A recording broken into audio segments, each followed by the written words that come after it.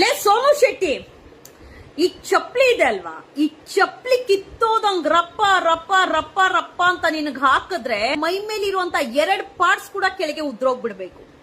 ತಿಕ್ಕಕ್ಕೆ ನ್ಯಾಯವಾಗಿ ಬಟ್ಟೆ ಹಾಕೋ ಯೋಗ್ಯತೆ ಇಲ್ಲ, ಮೈ ಮುಚ್ಕೊಳ್ಳೋಂತ ಯೋಗ್ಯತೆ ಇಲ್ಲ, ಧರಿತ ಇಲ್ಲ, ಮೈ ತುಂಬಾ ಬಟ್ಟೆ ಹಾಕೋ ಯೋಗ್ಯತೆ ಇಲ್ಲ.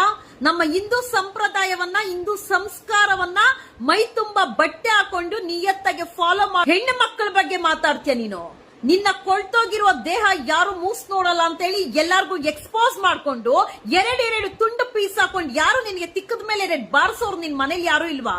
ಕೇಳೋರು ಮಾಡೋರು ಯಾರು ಇಲ್ವೇನೆ? ಕುತ್ಕೊಂಡು ಎಲ್ಲಾರ ಬಗ್ಗೆ ವಿಡಿಯೋ ಮಾಡ್ಕೊಂಡು ಎಲ್ಲಾರ್ಗು ಎಕ್ಸ್ಪೋಸ್ ಮಾಡ್ಕೊಂಡು ಹೆಣ್ಣು ಮಕ್ಕಳ ಮೇಲೆ ಅತ್ಯಾಚಾರ ಆಗತ್ತೆ ಅಂದ್ರೆ ನಿನ್ನಂತ ಹೆಂಗಸರು ಈ ತರ ಎಕ್ಸ್ಪೋಸ್ ಮಾಡ್ಕೊಂಡು ಬಟ್ಟೆ ಒಳಗೆ ಇರುವಂತ ದೇಹನ ಬಟ್ಟೆ ಹೊರಗಡೆ ತೆಗೆದು ತೋರಿಸ್ಕೊಂಡು ಎಲ್ಲಾರ್ಗು ಪ್ರಚಾರ ಗಿಟ್ಟಿಸ್ಕೊಂಡಿದ್ರೆ ಕಾಮದ ಆಟಕ್ಕೆ ನಿನ್ನ ಮೇಲೆ ತೋರ್ಸಕ್ ಆಗ್ದಿರಾ ಬಡ ವಿದ್ಯಾರ್ಥಿಗಳ ಮೇಲೆ ತೋರಿಸ್ಕೊಂಡು ಅತ್ಯಾಚಾರ ಮಾಡಿ ಬಿಸಾಕ್ತಾ ಇದಾರಂತ ನಿನ್ನಂತ ಬೇವರ್ ಸಿಗ್ಲಿ ತರ ಬಟ್ಟೆಗಳು ಹಾಕೋದ್ರಿಂದಾನೆ ಹೆಣ್ಣು ಮಕ್ಕಳ ಮೇಲೆ ಅತ್ಯಾಚಾರ ಸಂಖ್ಯೆ ಹೆಚ್ಚಾಗ್ತಾ ಇರೋದು.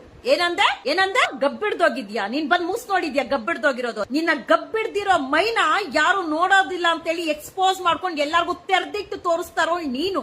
2 ಪೀಸ್ ಬಟ್ಟೆ ಹಾಕೊಂಡು ಹೆಣ್ಣು ಮಕ್ಳು ಹೆಂಗಿರ್ಬೇಕು ಆ ಸಂಸ್ಕಾರದಲ್ಲಿ ಇಲ್ದಿರ ಹಣೆ ಕುಂಕುಮ ಇಟ್ಕೊಂಡು ಮೈಯೆಲ್ಲ ಎಕ್ಸ್ಪೋಸ್ ಮಾಡ್ಕೊಂಡು ನುಳ್ಕೊಂಡು ಒಂದೊಂದ್ ಪಾರ್ಟ್ನು ಇಟ್ಕೊಂಡು ವಿಡಿಯೋ ಮಾಡುವಂತ ಮುಂದೆ ನೀನ್ ನನ್ ಬಗ್ಗೆ ಮಾತಾಡ್ತೀಯ. ಸಮಾಜಕ್ಕೆ ನಿನ್ನಂತ ಹೆಣ್ಣು ಮಕ್ಳಿಂದಾನೆ ಬಡ ಹೆಣ್ಣು ಮಕ್ಕಳ ಮೇಲೆ ಯೂನಿಫಾರ್ಮ್ ಹಾಕೊಂಡು ಮೈ ತುಂಬಾ ಹೋಗುವಂತ ಹೆಣ್ಣು ಮಕ್ಕಳ ಮೇಲೆ ಅತ್ಯಾಚಾರ ಆಗ್ತಾರೆ.